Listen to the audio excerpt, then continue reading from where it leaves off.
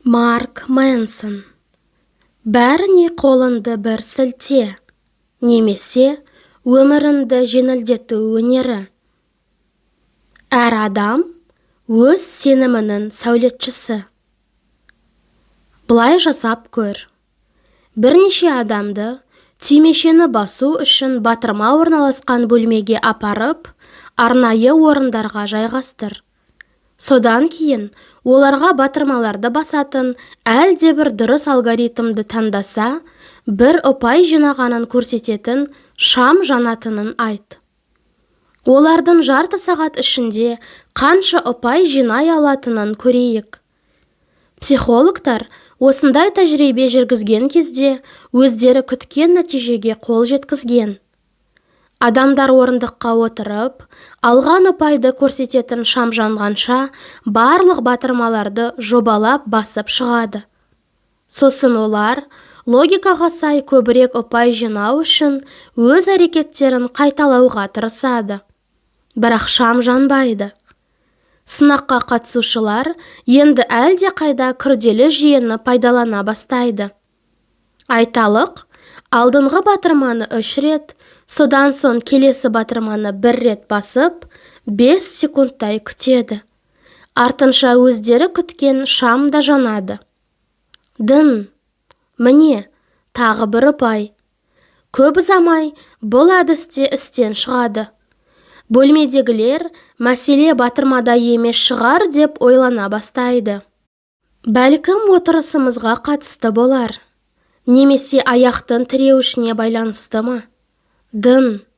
Әне, тағы бір ұпай. Иә, бұл аяқпен байланысты екен. Енді басқа батырманы басамыз. Әдетте, әр қатысушы 10-15 минут ішінде ұпай санын көбейтуге мүмкіндік беретін әрекеттің жүйесін табады. Ал бұл оғаш әрекет болып шықты.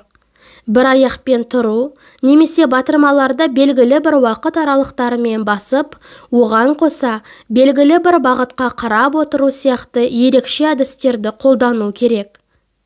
Тәжірибенің қызығы мынада. Шын мәнінде ұпайлар кездейсоқ беріледі. Ешқандай жүйе де, заңдылық та жоқ.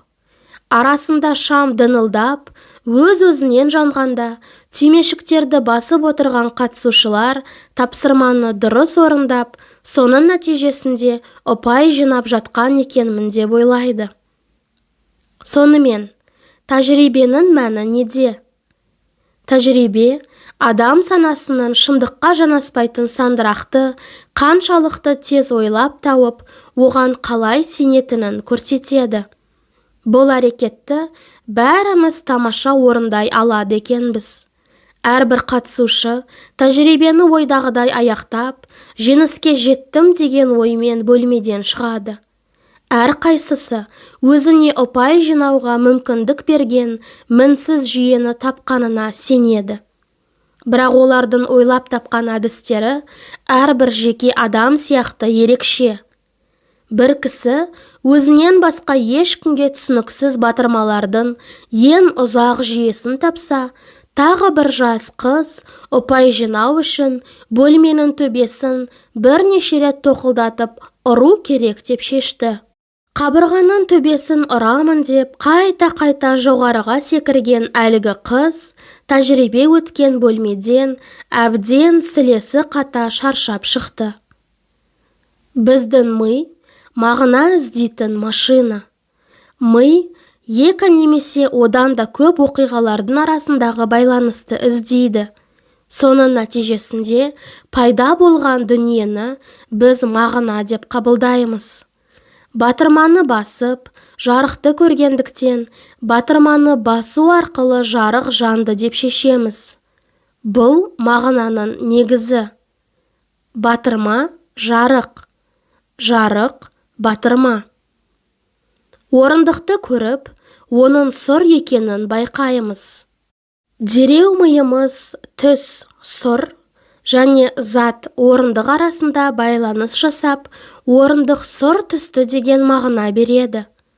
Айналада болып жатқан оқиғалардың мәнін түсіну және оларды басқару үшін ми үнемі жаңа байланыстарды іздеп, тоқтаусыз жұмыс істейді. Әрбір ішкі және сыртқы тәжірибе санамызда жаңа байланыстар мен арақатынастарды тудырады. Осы беттегі сөздерден бастап, оларды шешуге қолданатын грамматикалық ережелеріне дейін және менің жазбаларым қызықсыз немесе қайталана бергенде санамызға келетін балағат сөздер, осы ойлар, импульстар және түйсіктердің барлығы білім мен түйсіну үлгісін жасайтын мыңдаған нейрондық байланыстан тұрады. Алайда, екі проблема бар. Біріншіден, ми мінсіз емес.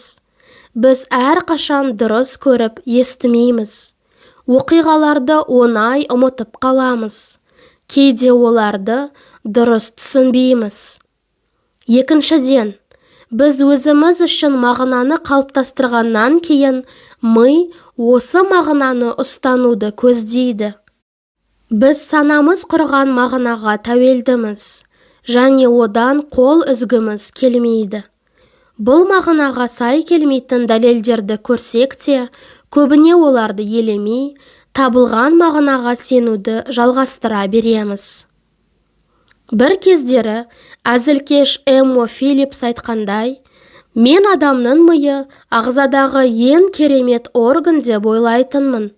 Содан кейін мен бұл ойды маған кімнің айтқызып тұрғанын түсіндім.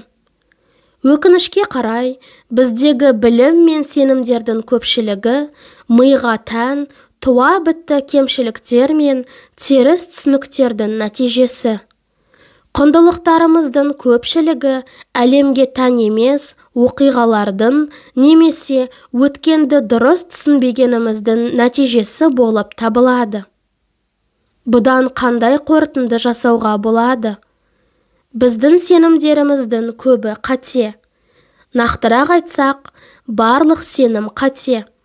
Тек кейбірінің қателігі басқаларына қарағанда аздау. Шын мәнінде, адамның ақыл-ойы дәлсіздіктерден тұрады. Бұл пікір жайсыздық тудырса да, оны қабылдау өте маңызды.